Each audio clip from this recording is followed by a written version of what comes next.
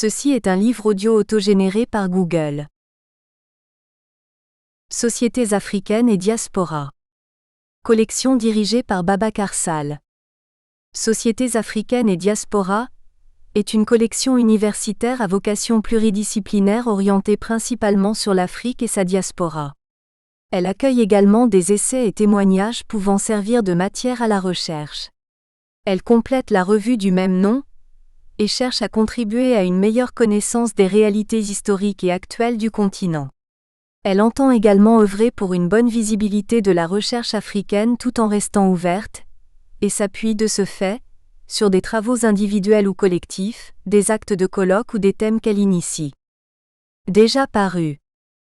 Thierno Diop, Léopold Sédar Senghor, Majmaout Diop et le marxisme 2010. Sidiki Kaba, la justice universelle en question. Justice de blancs contre les autres 2010. Sedi Kaba, rébellion Touareg au Niger. Qui a tué le rebelle Mano Dayak 2010. Mandiaye Gueye, le Sénégal sous Abdoulaye Wade. Banqueroute, corruption et liberticide 2010. Meboukounta Diallo, la crise casamassaise. Problématiques et voies de solution 2009. Sedi Kaba, la presse au Niger. État des lieux et perspectives 2009. Momar Sokna Diop, quelles alternatives pour l'Afrique 2008. Kodou Wade, sexualité et fécondité dans la grande ville africaine, l'Aka de Wakam 2008. Ndiassé Sambé, El Hadji Diouf, footballeur et rebelle 2008. Sedi Kaba, le Niger face au sida, atouts et faiblesses de la stratégie nationale contre la pandémie 2008. Maïm Marie Fey, l'immolation par le feu de la petite fille du président Wade 2008. Remerciements. Au moment de la parution de ce livre, j'adresse mes remerciements chaleureux à ceux qui m'ont encouragé et même aidé à l'écrire. D'abord à Emma Bonino qui m'a encouragé à présenter ma candidature pour le poste de représentant spécial de l'Union européenne dans la région des Grands Lacs, et qui m'a soutenu pendant toute la durée de son mandat de commissaire pour l'aide humanitaire. Elle a toujours été un point de référence solide et une amie fidèle. Ensuite à Pierre-Olivier Richard. Il m'a rejoint dans ma maison de campagne à 40 km de Rome, et il est reparti avec une dizaine de cassettes enregistrées, résultat de 3 jours de conversation. 4 mois plus tard, j'ai reçu un texte écrit qui a été le point de départ de ce livre. J'ai consacré près d'1 année à le terminer, mais ce premier brouillon a été très important car il m'a aidé à vaincre l'angoisse de la page blanche. Un grand merci aussi à François-Jeanne Dauté qui a relu le manuscrit et m'a aidé à peaufiner la langue, et au général Pierre-Michel Johanna qui a révisé la partie relative à la République démocratique du Congo, et notamment à la réforme du secteur de sécurité. J'adresse également ma gratitude à Louis Michel et Moustapha Niasse, qui ont voulu enrichir ce livre avec une préface et une postface de grande qualité. Le jugement qu'ils portent sur mon travail dépasse largement mes mérites, et témoigne d'une amitié et d'une estime sans faille qui m'ont profondément touché. Finalement, un très grand merci à ma compagne Maria qui m'a stimulé sans cesse à mettre sur papier les expériences africaines dont je lui avais souvent parlé. Ce n'est pas exagéré de dire que, sans elle, ce livre aurait difficilement vu le jour. Préface. C'est avec un vif plaisir et beaucoup d'intérêt que je me suis plongé dans la lecture de l'ouvrage d'Aldo Agello. Homme de cœur et d'esprit, Aldo Agello a mis au service de l'humanité toute son ingéniosité, toute sa créativité et toute son intelligence pour que le dialogue politique et la diplomatie prennent le pas sur la logique de l'affrontement et de la force, en vue de l'établissement d'un monde plus libre, plus solidaire et plus respectueux de tous. Toute sa carrière aux Nations Unies d'abord, notamment comme représentant spécial chargé de diriger la mission de maintien de la paix au Mozambique, à l'Union européenne ensuite comme représentant de l'UE dans la région des Grands Lacs, il l'a consacré au développement, à la construction et au maintien de la paix et de la justice. Convaincu que ce qui porte la richesse et l'espoir de cette terre, c'est précisément sa diversité et sa nature plurielle, il a œuvré sans relâche au rapprochement de peuples et des cultures. La réconciliation est toujours douloureuse, mais c'est le cheminement incontournable pour retrouver la paix et l'harmonie qui forgent le ciment d'un peuple. Il faut de la volonté, de la lucidité, de l'humilité pour oser la réconciliation. Mais il faut plus que tout cela. Il faut assumer l'exigence de vérité, c'est une œuvre commune. Le monde est un village, mais les esprits restent encore trop souvent hermétiques à l'écoute attentive de l'autre.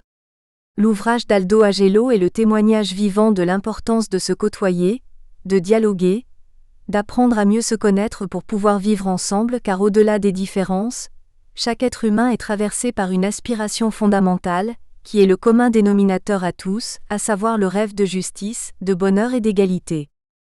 Les réalités parfois atroces et intolérables dont Aldo Agello, tout comme moi-même, avons été si souvent témoins sur le terrain, n'admettent pas l'inaction. Car c'est la femme, l'homme et l'enfant qui sont les victimes de la guerre, les victimes de notre inaction, les victimes du manque de volonté politique au niveau international. Or ce sont eux précisément qui doivent être et rester au centre de nos préoccupations. Dans une telle situation, Aldo Agello n'a jamais revêtu le vêtement de la distance ou du défaitisme. Il a, comme j'aime à le dire, tout entrepris pour faire triompher l'optimisme de la volonté face au pessimisme de la raison. La caractéristique de la méthode de médiation d'Aldo, c'est l'écoute, le respect et la recherche obsessionnelle de ce qui unit pour forger un consensus acceptable pour tous. Sa méthode, c'est aussi cette conviction qu'un bon accord ne peut pas être déséquilibré sous peine de nourrir l'humiliation. Un accord n'est durable que si chacun s'est senti respecté et entendu. En vérité, Aldo Agello est un universaliste. Le monde est sa patrie.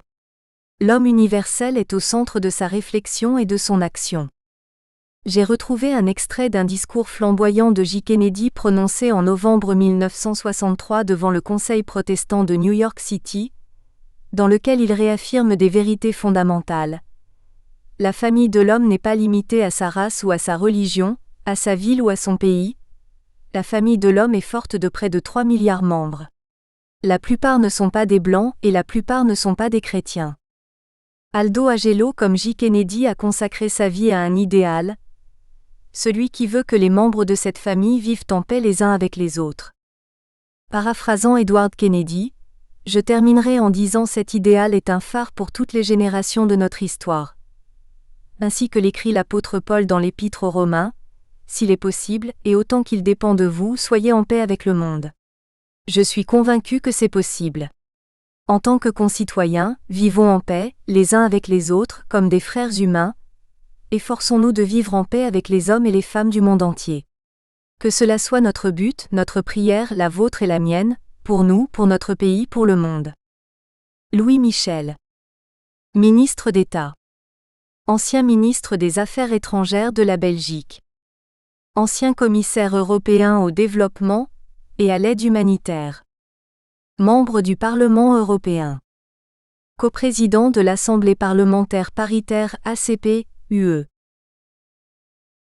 Chapitre 1er, la paix au Mozambique. Là où tout a commencé.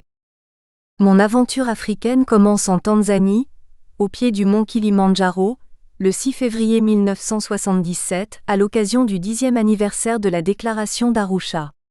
15 ans après l'unification de la République du Tanganyika avec le sultanat de Zanzibar, qui avait donné naissance à la République fédérale de Tanzanie, et 10 ans après la déclaration d'Arusha qui avait indiqué les grandes lignes du socialisme africain, le président Julius Nyerere avait choisi cette date symbolique pour compléter l'architecture politico-institutionnelle du nouvel État.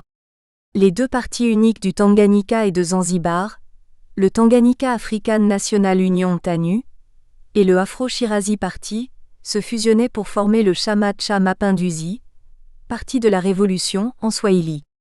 C'était un événement fondamental dans l'histoire de la Tanzanie, et des dignitaires des 4 coins du monde avaient été invités à y assister. Je venais d'être élu sénateur, et j'ai été choisi pour faire partie de la délégation parlementaire italienne qui se rendait à Arusha. C'était mon premier voyage en Afrique subsaharienne et j'étais très excité. Malheureusement, le moment pour cette cérémonie solennelle n'était pas des plus heureux, car la dissolution à peine consommée de l'East African Community qui associait le Kenya, la Tanzanie et l'Ouganda avait aussi impliqué la liquidation de la compagnie aérienne commune, la East African Airways, et la fermeture des frontières entre les 3 pays. Les avions de la compagnie aérienne étant la propriété du Kenya, les Tanzaniens et leurs invités étaient restés cloués au sol. Nous avons été obligés de passer par Nairobi, pour ensuite continuer le voyage en voiture jusqu'à Arusha. Quand nous avons traversé la frontière avec un laissez-passer livré par les autorités des deux pays, nous avons croisé un groupe de touristes qui avaient organisé l'excursion de leur vie sur le Kilimandjaro, et devaient se contenter de le regarder de la distance car ils n'étaient pas autorisés à entrer en Tanzanie. C'était très frustrant pour eux, car la montagne était si proche qu'ils pouvaient presque la toucher. Ils avaient toute notre sympathie qui de toute évidence n'était pas réciproque car ce qu'ils pensaient de nous n'était que trop facile à lire dans les regards qu'ils nous lançaient. Ah, ces Italiens qui trouvent toujours la manière de se faufiler. De la cérémonie d'Arusha, qui a duré des heures, je me rappelle le discours de Nyerere qui m'a fort impressionné, et une interminable parade de jeunes soldats qui défilaient à l'intérieur du stade, soulevant une énorme quantité de poussière. C'était comme si un banc de brouillard s'était levé tout à coup, et l'on ne pouvait même pas distinguer les visages des soldats. Le soleil tapait très fort, et quelques-uns de ces soldats se sont évanouis. Mais ils n'étaient pas les seules victimes de cette cérémonie, car quand la poussière est tombée, on a pu compter plusieurs paires de chaussures que les soldats avaient abandonnées en marchant. Ce jour-là, j'ai eu l'avant-goût de tous les autres défilés militaires auxquels j'ai dû assister pendant mes années passées en Afrique. Finalement, la parade terminée, on est passé à table pour le déjeuner. Tout était impeccable. Les tables étaient très bien préparées, et des superbes langoustes trônaient sur le buffet. On a mangé plus qu'à notre faim, car la prolongation de la cérémonie avait fort retardé le déjeuner. Malheureusement, notre gourmandise a été punie. En effet, les langoustes, qui étaient bien fraîches au marché aux poissons de Dar es Salaam, ne l'étaient plus à Arusha, après un voyage de plusieurs heures en voiture non réfrigérée dans la chaleur caniculaire de la savane. La nuit qui a suivi ce repas fut un véritable calvaire pour tout le monde, y compris pour les Tanzaniens. On a passé plus de temps aux toilettes que dans les lits. Même Nyerere a dû être évacué et conduit à l'hôpital. Le lendemain matin, nous avions tous des visages pâles et souffrants, et l'on paniquait à l'idée de devoir monter en voiture et faire à l'envers le voyage des langoustes pour aller de Arusha à Dar es Salaam. La route traversait d'abord la forêt équatoriale et ensuite la savane où de temps en temps on rencontrait des petits groupes de Maasai avec leurs costumes colorés, les hommes avec des longues chevelures et les femmes avec les crânes rasés, mais ni un hôtel ni un bar.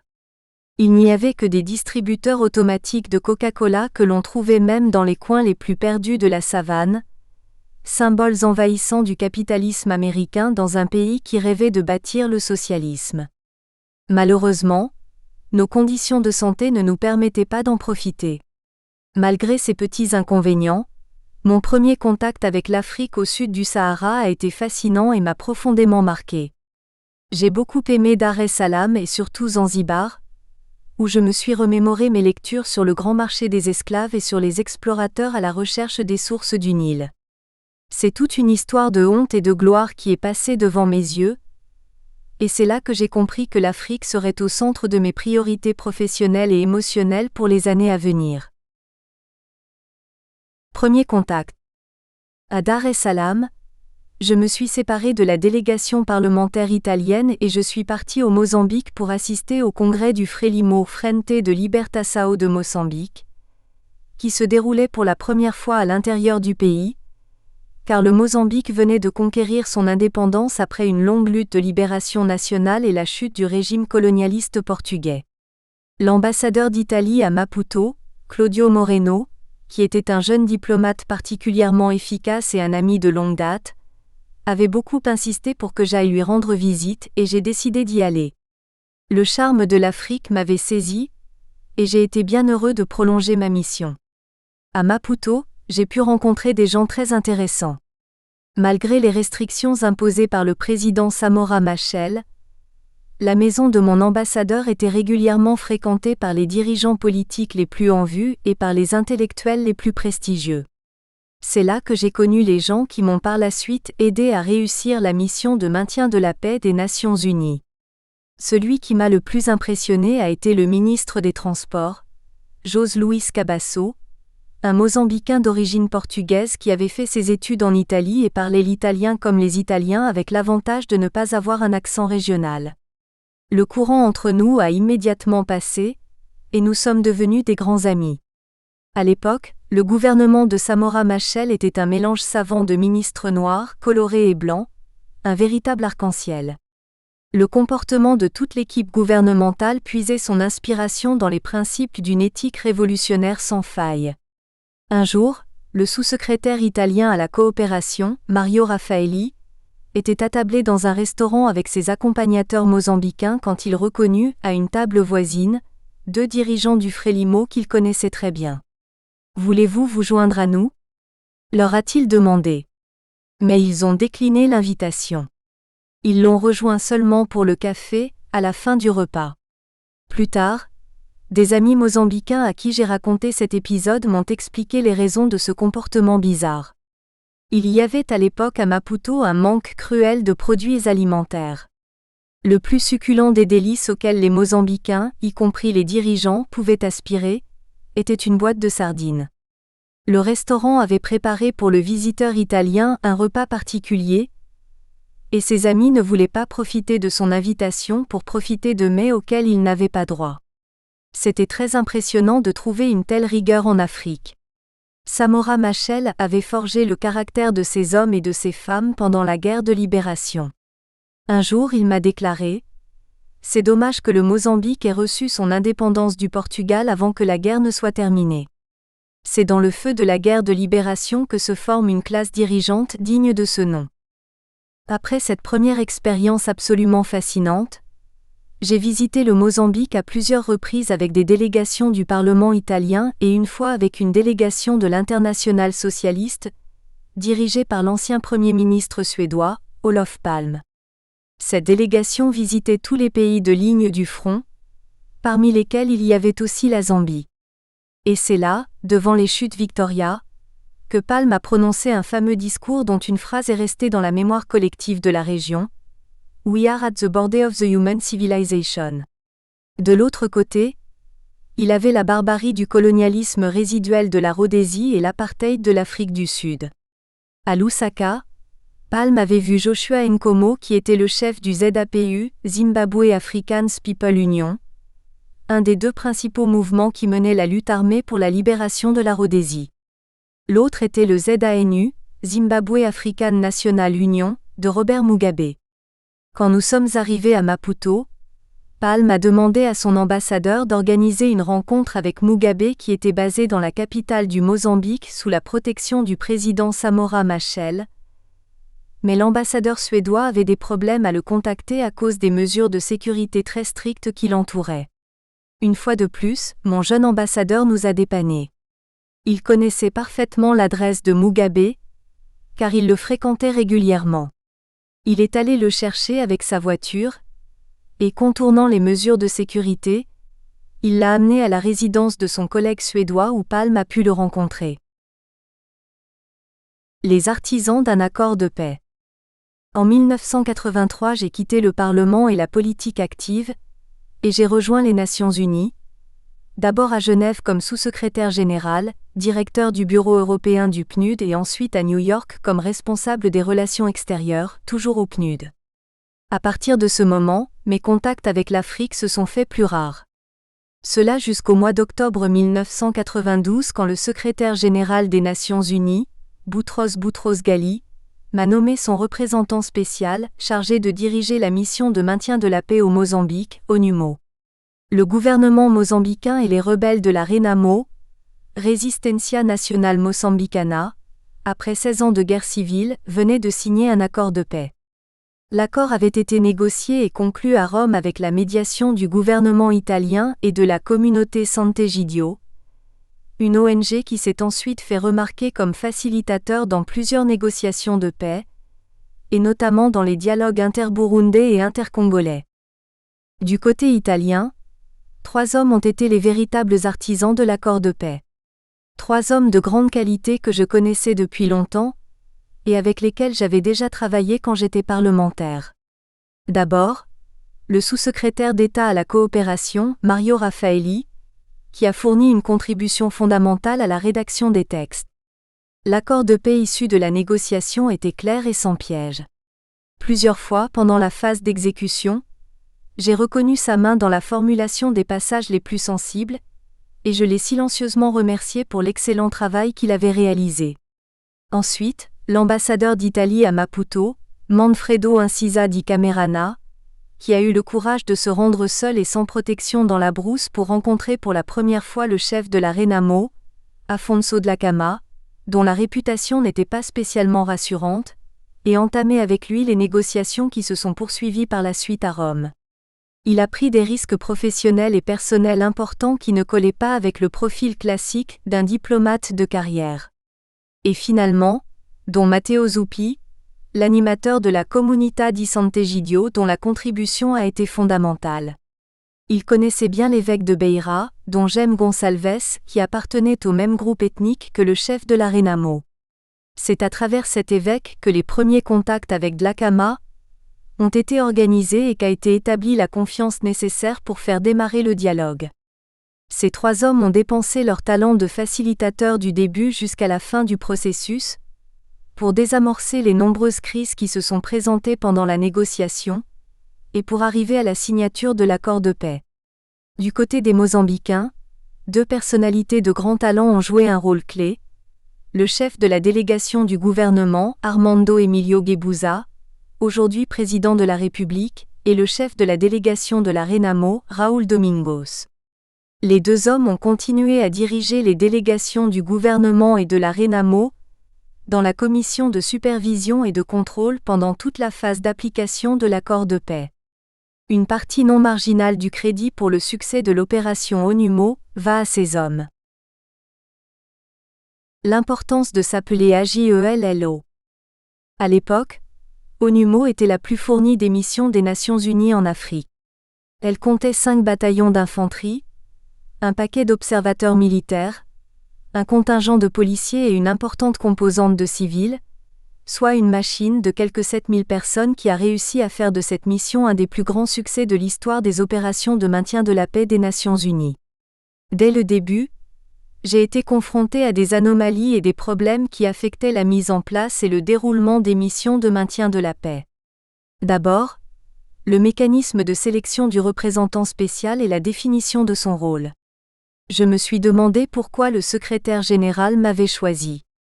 Certainement à cause de ma nationalité, car l'Italie avait conduit avec succès toute la négociation pour arriver à l'accord de paix. Donc un Italien. Mais pourquoi moi ? Parce que j'avais une longue expérience politique ?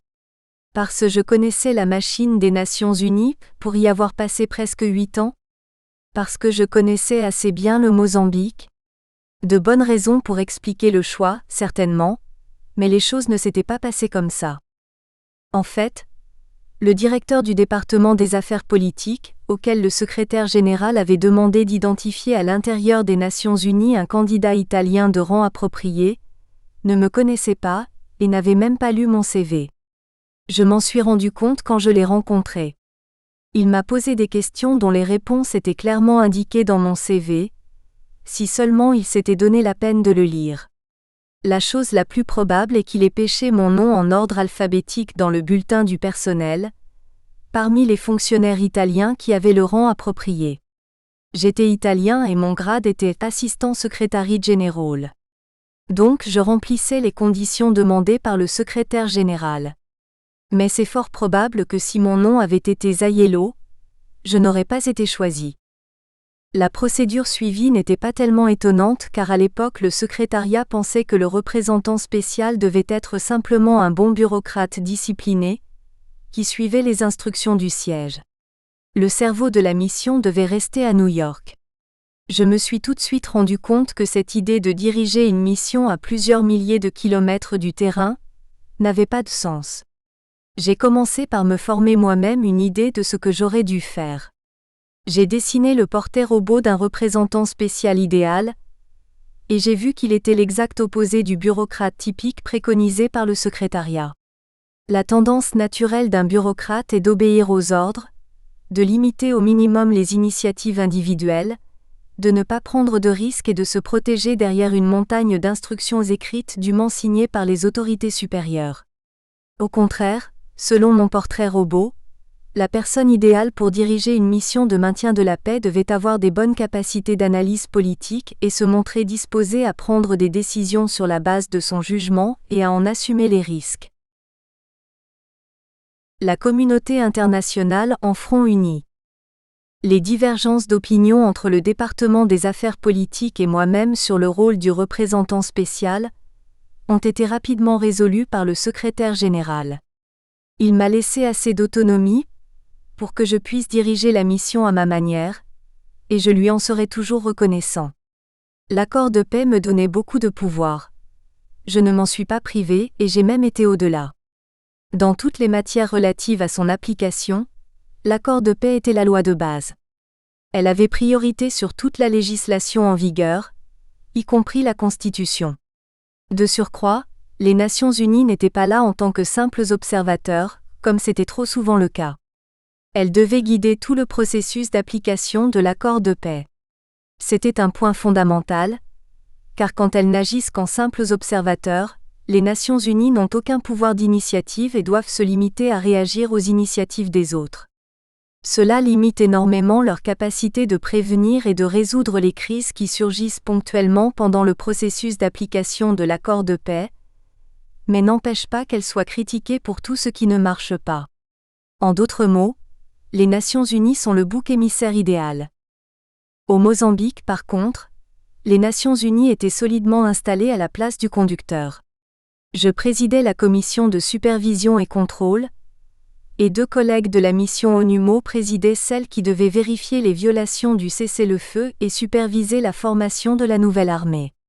La communauté internationale, représentée dans toutes les commissions, y jouait un rôle fondamental et parlait d'une seule voix, en appui du représentant spécial.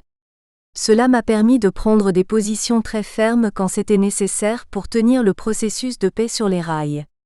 Comme tous les membres internationaux des différentes commissions me soutenaient sans réserve, je n'étais pas perçu par les 2 parties comme le représentant d'une distinguée bureaucratie basée à New York, mais comme celui de la communauté internationale dans son ensemble.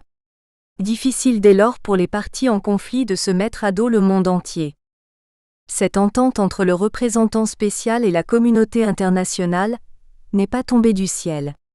Elle résultait d'un long travail. Je convoquais régulièrement des réunions avec les différents groupes d'ambassadeurs en poste à Maputo, et je les associais à la gestion de tout le processus de paix.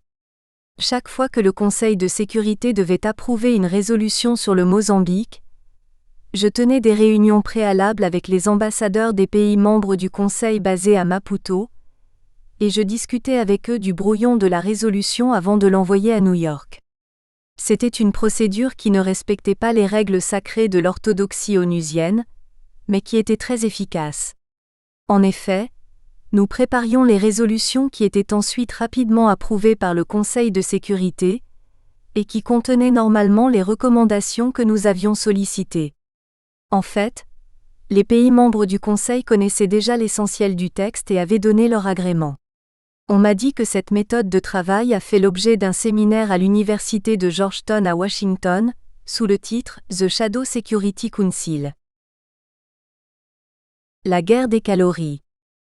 Autre problème préliminaire auquel j'ai dû faire face, le conflit entre les priorités de la coopération au développement et de l'aide humanitaire d'un côté et des missions de maintien de paix, de l'autre. Pour la coopération au développement, la priorité de base est d'identifier les technologies appropriées, les transférer aux bénéficiaires et leur apprendre à les utiliser correctement. Le temps nécessaire pour cette opération n'est pas spécialement important. Dans les opérations de maintien de la paix, la priorité est de maintenir le processus de paix sur les rails et le faire avancer assez rapidement.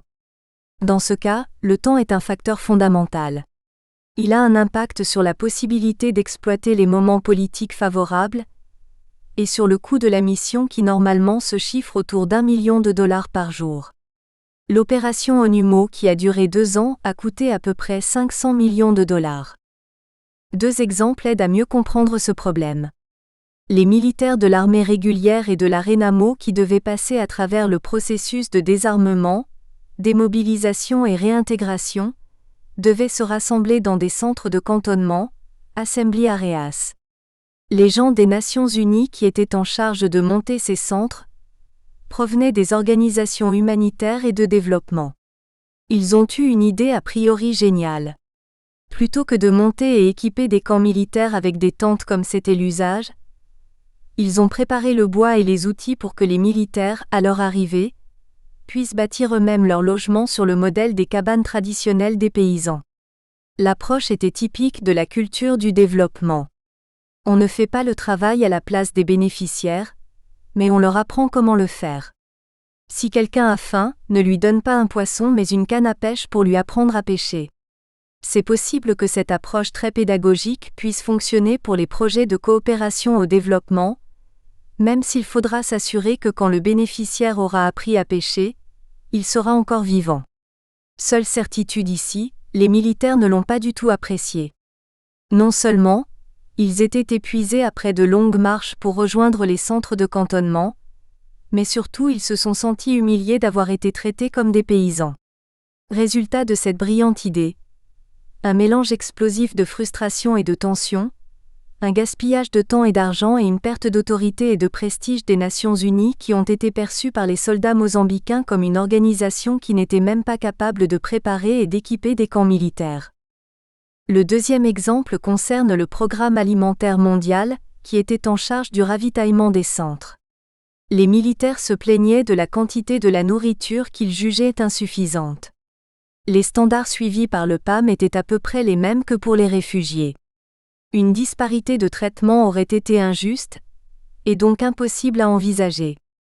J'ai dû passer des heures pour expliquer à un nutritionniste basé à Rome que des militaires qui ont accès à une Kalachnikov, et qui savent comment s'en servir, ont besoin par définition de plus de calories que des réfugiés qui n'ont pas de Kalachnikov. Je savais bien que mon approche était injuste et même cynique, mais je savais aussi que les réfugiés préféraient largement se garantir la paix et la sécurité, même si la quantité de calories qu'ils recevaient était inférieure à celle des militaires. Cela valait toujours mieux que de se faire harceler, violer et même tuer par des militaires qui avaient dans l'estomac la même quantité de calories qu'ils avaient eux-mêmes reçues. Le maintien de la paix, l'aide humanitaire et la coopération au développement n'ont pas les mêmes priorités. Malheureusement, les gens qui sont employés dans les missions de maintien de la paix viennent souvent des organisations humanitaires et de développement, et personne à l'époque ne se donnait la peine de les former avant de les envoyer en mission. 2 crises majeures. Pendant ma mission au Mozambique, j'ai dû faire face à 2 crises majeures. L'une au tout début de l'opération, et l'autre à la fin. La première a explosé 2 jours après mon arrivée à Maputo quand la RENAMO a lancé une attaque de grande envergure et a capturé 4 villes. Angoche, Maganja da Costa, Memba et Lujla. À l'époque, ma mission était composée d'un conseiller politique, d'un fonctionnaire administratif et de 8 observateurs militaires prêtés par d'autres missions car le budget de l'ONUMO n'avait pas encore été approuvé. J'ai donc joué ce qui a été défini par la suite comme mon premier coup de bluff. J'ai convoqué publiquement la délégation de la RENAMO à Maputo, avant que les conditions logistiques et de sécurité demandées par le leader de la RENAMO soient remplies. Je n'avais aucune garantie que Dhlakama aurait accepté ma convocation. S'il l'avait refusé, ma réputation en aurait souffert. Heureusement, il a répondu positivement et une délégation de très haut niveau est arrivée à Maputo. Les conditions de base pour résoudre la crise étaient remplies, et le processus d'application de l'accord de paix pouvait démarrer. Mon prestige à Maputo comme à New York a été renforcé. Pour débloquer la situation, j'ai dû prendre des risques. Je les ai pris et j'ai gagné. Fort de ce succès, je suis parti dans la brousse avec le petit avion que les Nations Unies avaient loué et j'ai rencontré Dhlakama. C'était la 2e fois que je le voyais, et donc je connaissais déjà le rituel qui m'attendait. La piste d'atterrissage en terre plus ou moins battue demandait une bonne connaissance du terrain et une particulière dextérité de la part du pilote. Quand la manœuvre d'atterrissage a été complétée avec succès, j'ai trouvé au bord de la piste un petit comité d'accueil chapeauté par le numéro 2 de la Renamo, Raúl Domingos. À la place des voitures de service, il y avait des motos de cross plus adaptées au déplacement dans la brousse. Raúl m'a fait monter à l'arrière de sa moto, je me suis cramponné à lui, et nous sommes partis en direction de la cabane où Dhlakama avait établi son quartier général pour la journée.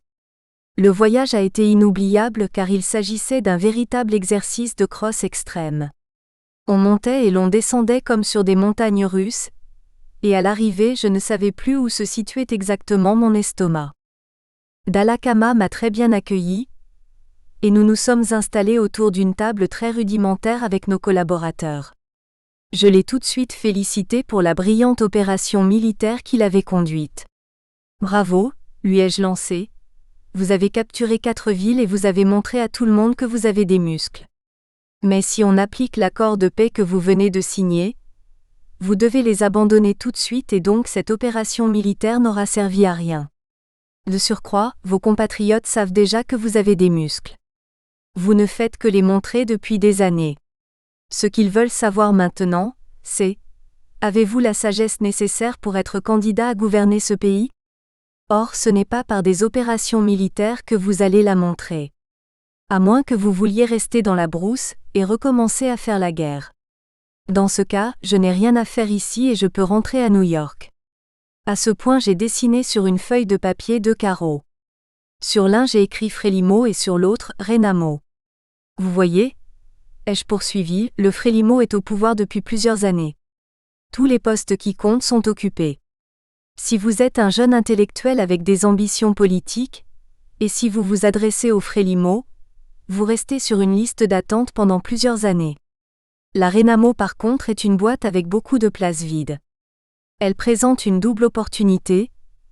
Une opportunité pour vous d'attirer les cadres sans lesquels votre aventure politique est sans espoir, et une opportunité pour eux qui peuvent aspirer à une carrière politique brillante et rapide. Mais si vous voulez attirer ces gens, vous devez avoir une image de respectabilité qui vous fait défaut. Et vous n'allez pas la conquérir en lançant des opérations militaires, de toute façon inutiles. Dhlakama a écouté ce discours sans interrompre. Ses lieutenants étaient très inquiets. Ils n'avaient pas l'habitude d'assister à une discussion dans laquelle les opinions du chef étaient ouvertement contestées. Ils attendaient sa réaction avec quelques préoccupations. Dhlakama est resté calme. Il a pris la feuille de papier sur laquelle j'avais dessiné les 2 carreaux, il l'a pliée et il l'a mis dans sa poche et il a dit 3 mots en anglais. Wisdom, not muscle, la sagesse, pas les muscles. Et il m'a promis de ne plus lancer d'opérations militaires. Même si je suis provoqué, a-t-il ajouté, et je sais bien que je le serai, je ne vais pas réagir avec les armes. Incroyable mais vrai, il a tenu parole jusqu'à la fin du processus de paix. Même quand il y a eu des crises, et il y en a eu pas mal, il n'a jamais été question pour la Renamo de reprendre les armes. Dhlakama avait réalisé l'importance pour lui de blanchir son image à l'égard de ses compatriotes, mais aussi et surtout de la communauté internationale. La deuxième crise s'est passée la veille des élections. Dhlakama se trouvait à Beira, entouré par ses cadres les plus extrémistes. On l'avait convaincu que le Frélimo se préparait à gagner les élections par la fraude. 3 événements l'avaient mené à cette conclusion. D'abord, l'apparition sur le fax d'une agence des Nations Unies d'une lettre prétendument destinée au responsable de la campagne électorale du Frélimo, Mariano Mazinga. Cette lettre aurait dû être rédigée par l'agence de publicité Vox Populi, qui s'occupait de la campagne électorale du Frélimo. Elle indiquait une liste d'actions frauduleuses que le Frélimo aurait dû mettre en œuvre pour s'assurer la victoire aux élections. Parmi ces actions, il y en avait une particulièrement imaginative, définie comme la nuit américaine, la Noite Americana. La référence était le blackout de 1994 aux États-Unis qui avait été suivi par le baby boom, 9 mois plus tard. Cette fois le résultat du blackout aurait dû apparaître beaucoup plus tôt sous forme d'une belle victoire électorale. Il s'agissait naturellement de couper l'électricité au moment de l'ouverture des urnes, pour pouvoir les remplacer par d'autres urnes préparées d'avance. Je me suis trouvé avec dans les mains cette lettre dont rien ne pouvait prouver l'authenticité. Je ne pouvais pas réclamer une explication de la part du gouvernement, qui aurait nié avoir jamais reçu cette lettre, mais je ne pouvais non plus l'ignorer. Je me suis donné un bref temps de réflexion et j'ai pris ma décision. J'ai fait en sorte que la lettre soit rendue publique par la presse, et j'ai aussitôt déclaré que j'étais sûr qu'il s'agissait d'un faux car l'histoire du Frélimo ne permettait pas de croire qu'il puisse être impliqué dans ce genre de tricherie.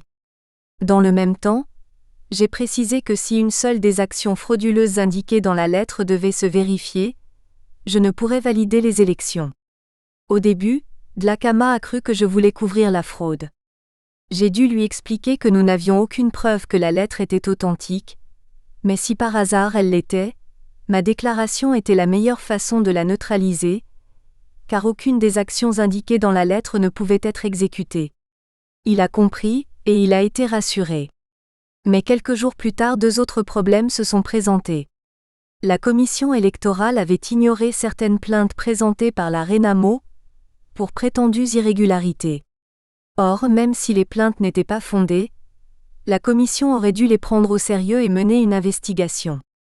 Mais le problème le plus sérieux était la deuxième. Un sommet des pays de l'Est. Nous espérons que vous avez apprécié cet aperçu. Pour continuer à écouter ce livre audio sur Google Play Livres, utilisez le lien dans la description de la vidéo.